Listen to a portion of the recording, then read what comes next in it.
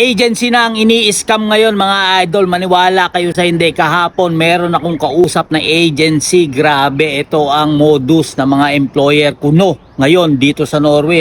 Ang ginagawa nila, kumukontak sila ng mga legit na agency. Legit naman talaga si agency kasi nakakapagpaalis naman talaga. Ang problema, si employer kuno ang scam mga idol, grabe. So ang mangyayari, ikaw aplikante, pupunta ka dun sa legit na agency, syempre legit yun, pero ang agency ay may nakausap pala na scammer na employer kuno. Yun nga mga idol, kahapon nga meron akong isang agency na natulungan at ni-legit check ang sinasabi nilang employer kuno. Nako idol, buti na lang hindi pa sila nakakapagbigay ng pera doon sa nagsasabing mga employer. Grabe ngayon mga idol.